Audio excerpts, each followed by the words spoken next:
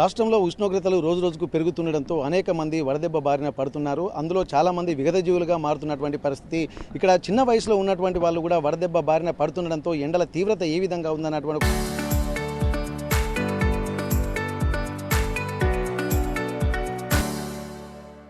ఆందోళన మాత్రం సగటు ప్రజల్లో కలుగుతుంది. ఉమ్మడి వరంగల్ జిల్లా వ్యాప్తంగా కూడా అనేక మంది కూడా వడదెబ్బ బారిన పడి మృత్యువాత పడుతున్నారు. మరికొంతమంది కూడా హాస్పిటల్ పాలవుతున్నటువంటి పరిస్థితి. కానీ ఇక్కడ తక్కువ ఏజ్లో ఉన్నటువంటి వాళ్ళు కూడా వడదెబ్బ బారిన పడడం వల్ల కొన్ని ప్రికాషన్స్ తీసుకోవాల్సినటువంటి అవసరం కూడా గుర్తు చేస్తుంది.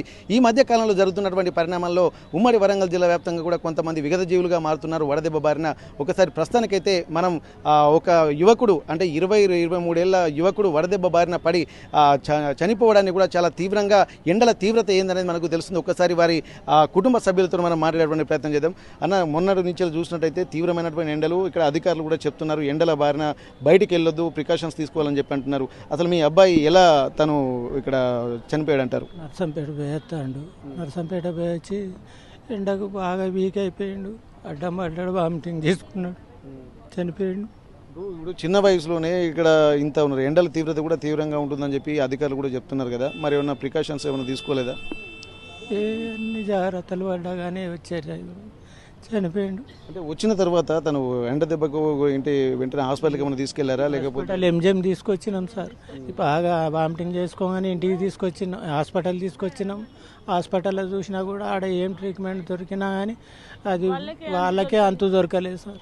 అంతేం దొరకలేదు, అన్ని ట్రీట్మెంట్ నార్మలే వచ్చేసింది.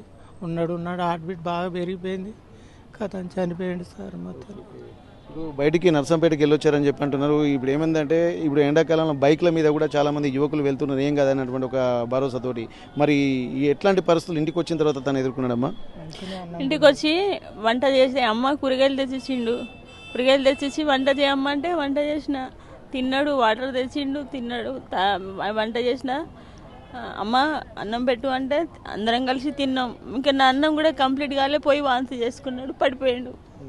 అంతే, ఎండ దెబ్బతోనే వాంతి చేసుకొని పడిపోగానే మాకు అప్పటికే భయం వేసి ఎంజిఎం తీసుకొచ్చినాం. ఎంజిఎం తీసుకొచ్చినాక వాళ్ళు అన్ని ట్రీట్మెంట్లు చేస్తే అన్ని నార్మలే వచ్చినాయి. అమ్మ ఏం కదమ్మా, ఎండ దెబ్బ దాకుంటుంది, నార్మల్ అవుతాడమ్మా అని చెప్పిండ్రు. ట్రీట్మెంట్ వాళ్ళు కూడా బాగానే కష్టపడ్డారు. లాస్ట్కు అప్పటి వరకు ఎలాంటి అనారోగ్య సమస్యలు లేవు? ఏం లేవు సార్, ఏం లేవు. నా కొడుకు మంచిగా ఉండే సార్, దొరబాబు లాగా ఉంటాడు సార్. నాకు ప్రైవేట్ బ్యాంకులో చేస్తాడు సార్, ఏజెంట్ లాగా. రాకేష్. ఇక్కడ మనం ఓకే, ఇప్పుడు ఎండలు కూడా బాగా తీవ్రంగా కొడుతున్నాయి కదా. ఇప్పుడు మరి ఈ సిచ్యువేషన్ గత వారం రోజుల నుంచి చూస్తుంటే చాలా తీవ్రంగా ఉంది. ఎట్లా ఉంది పరిస్థితి? ఎండలు బాగున్నాయి సార్, ఎక్కడ నిలబడ్డా ఉడకపోతా చెమట అంతా బాగున్నాయి. ఎండలు 42-43 ఉన్నది డిగ్రీలు. ఇప్పటికే వాతావరణ శాఖ హెచ్చరికలు చేస్తున్నటువంటి నేపథ్యంలో ఎల్నినో ప్రభావంతో కూడా చాలా తీవ్రమైనటువంటి పరిణామాలు ఉంటున్నాయి. వచ్చేటువంటి వడగాళ్లతోటి చాలా జాగ్రత్తగా ఉండాలని చెప్పట్టున్నారు. కానీ ఇక్కడ ప్రాణాల మీదకి వచ్చేదాకా కూడా ఏం జరుగుతుందో తెలియని పరిస్థితి. రిపోర్ట్లో చూసినా అన్ని నార్మల్గానే ఉన్నాయని చెప్పట్టున్నారు. చివరికి చూసేసరికి ఒక్కసారిగా వామిటింగ్స్ చేసుకోవడము, అలాగే ఇబ్బందికర వాతావరణంలోకి హాస్పిటల్కి వెళ్లేలోపే జరగాల్సినటువంటి నష్టం జరుగుతుందని చెప్పి అంటున్నారు. కాబట్టి ఇక్కడ ప్రతి ఒక్కరు కూడా చాలా జాగ్రత్తగా ఎండాకాలంలో ఉదయం 10-11 గంటల లోపే పనులు చూసుకోవాలి. మళ్ళీ తర్వాత సాయంత్రం 5 గంటల తర్వాత ఏమైనా పనులు ఉంటే చూసుకోవాలి.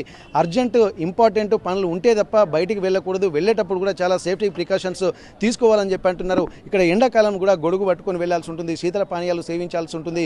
ఎండ తీవ్రత భరించలేక కళ్లకు సన్ గ్లాసెస్ కూడా పెట్టుకోవాల్సినటువంటి అవసరం ఉంటుందని చెప్పి అధికారులు కూడా చెప్తున్నారు. ఎప్పటికప్పుడు వైద్యులు కూడా చాలా సూచనలు చేస్తున్నారు. కానీ నాకేం జరుగుతుందన్నటువంటి ఒక భరోసా మాత్రం ఖచ్చితంగా ఉండకూడదు. ఎందుకంటే ఎండల తీవ్రత ఆ విధంగా ఉంటుంది.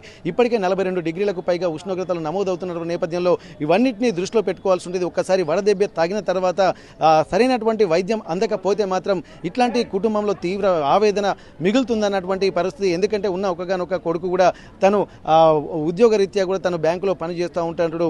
పని మీద బయటికి వెళ్ళొచ్చేసరికి తాను జరగాల్సినటువంటి పని జరిగిపోయింది. ఎందుకంటే ఆ ఎండ తీవ్రత తట్టుకోలేక ఇంట్లోనే తింటున్న సమయంలోనే వామిటింగ్ చేసుకుని తను చాలా తీవ్ర ఇబ్బందులు పడుతున్నారంటారు. వెంటనే హాస్పిటల్కి హుటాహుటిన తీసుకొచ్చిన తర్వాత ఆ హాస్పిటల్లో కూడా ఇచ్చినటువంటి రిపోర్ట్స్ కూడా సరిగానే ఉన్నాయి. అయినప్పటికీ కూడా తాను ఏ విధంగా చనిపోయాడన్నది కూడా అంతుబాటడం లేదు. దీనికి అంతటికీ కారణం ఒకే ఒక విషయము, ఎండలో బయటికి వెళ్ళడం వల్ల కూడా అనేక ఇబ్బందులు తలెత్తున్నాయన్నటువంటి ఒక విషయాలు మాత్రం మనకు స్పష్టంగా కనపడుతుంది. కాబట్టి రాష్ట్రంలో ఉన్నటువంటి ప్రజలు కూడా ముఖ్యంగా ఎండ బారిన పడకుండా జాగ్రత్తలు తీసుకోవాలి, అవసరమైతేనే తప్ప బయటికి వెళ్ళాలన్నటువంటి విషయాలు కూడా ఈ సంఘటన చూస్తే తెలుస్తుంది. 20 సంవత్సరాల యువకుడే ఇట్లాంటి ఇబ్బందులు ఉంటే ఇంకా చిన్నపిల్లలు వృద్ధుల పరిస్థితి ఇంకేందన్నటువంటి ఒక ఆందోళన మాత్రం చాలా కలుగుతుంది. కాబట్టి ప్రస్తుతానికి ఇప్పుడు ప్రతి ఒక్కరు కూడా చాలా జాగ్రత్తగా ఎండ పట్ల ప్రికాషన్స్ తీసుకొని తమ ఆరోగ్యాన్ని కాపాడుకోవాల్సినటువంటి బాధ్యత వారి చేతుల్లో ఉందన్నటువంటి విషయాలు కూడా ఈ సంఘటనతోటి మనకు తెలుస్తున్నటువంటి పరిస్థితి.